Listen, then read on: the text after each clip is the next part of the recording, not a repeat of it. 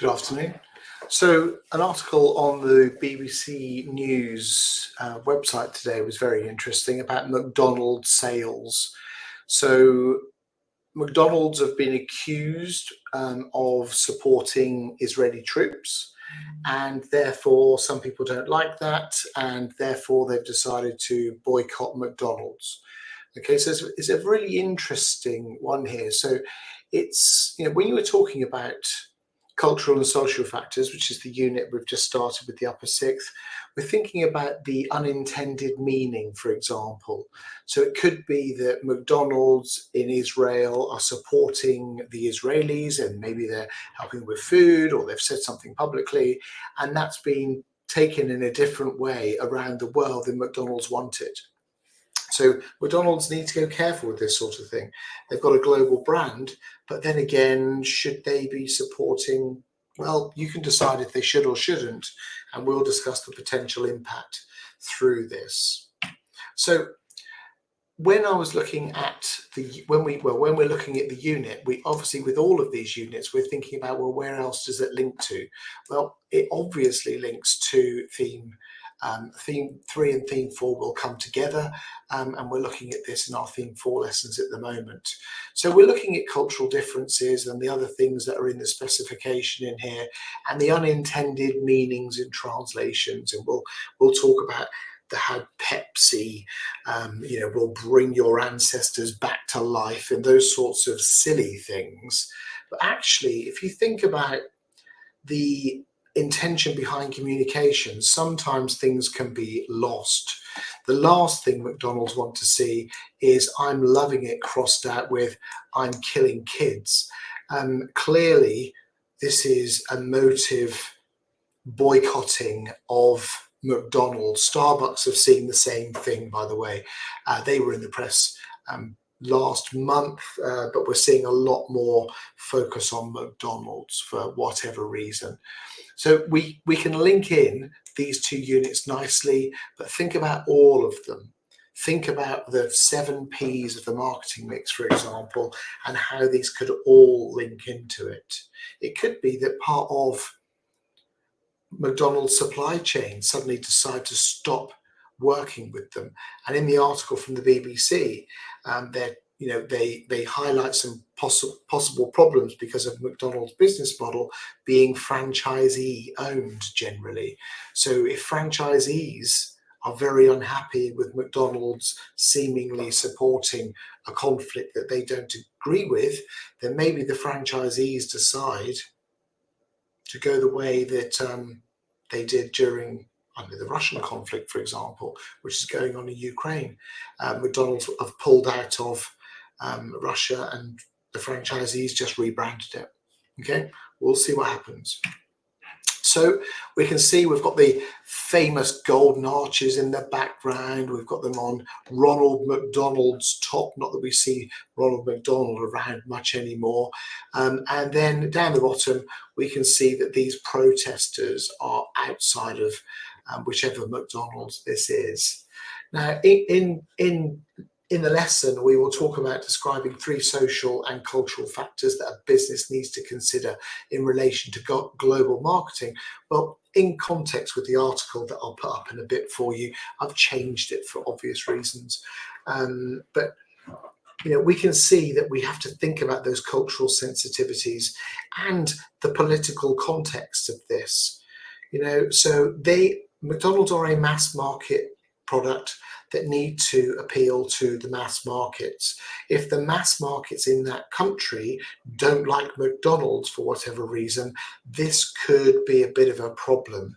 Now, this backlash that we see, not up there, is this short term, is this long term? You can see where this would go with the 12 or 20 marker.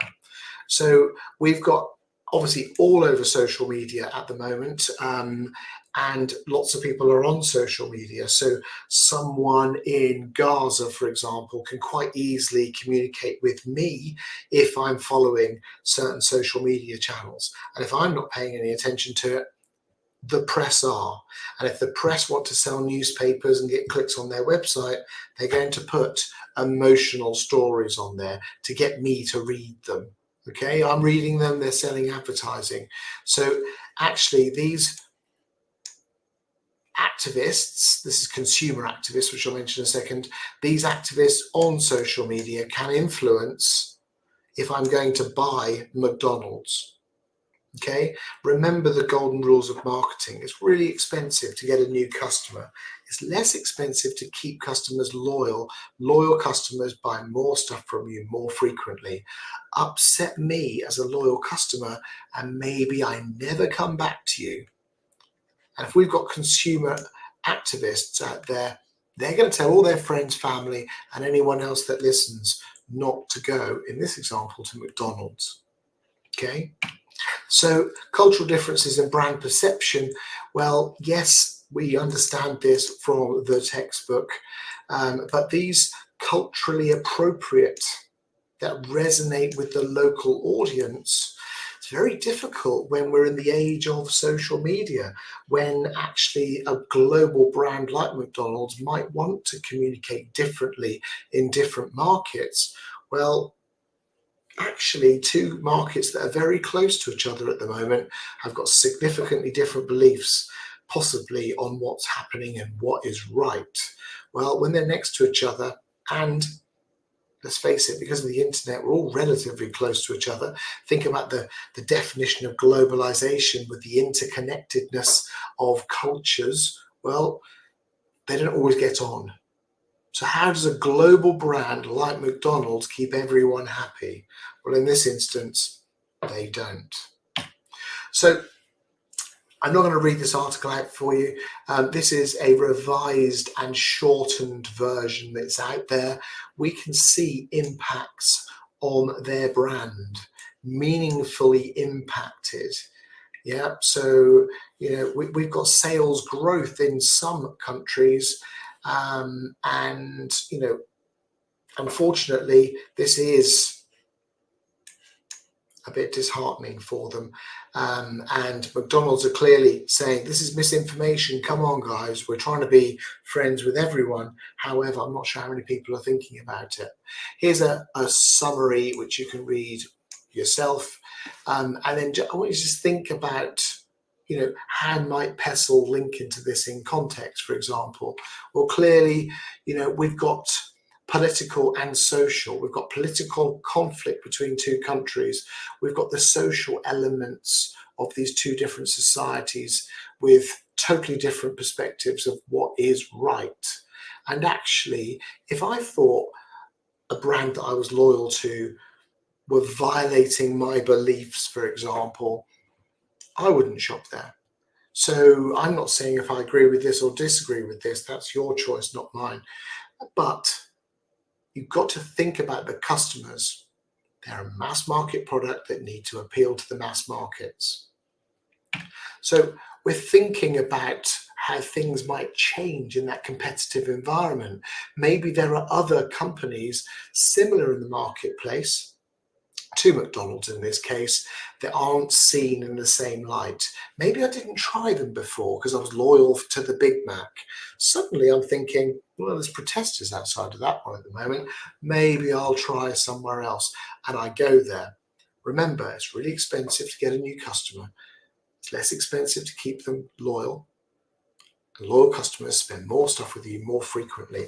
I think some of the research we've quoted in class before is those loyal customers can be up to 90% more profitable. Think about when you turn the radio on in the UK, the adverts that you're pretty much guaranteed to hear are the National Lottery reminding me that I should, spend a little to dream big or whatever their strapline is, and McDonald's. McDonald's are constantly telling me that I should be loyal to the brand.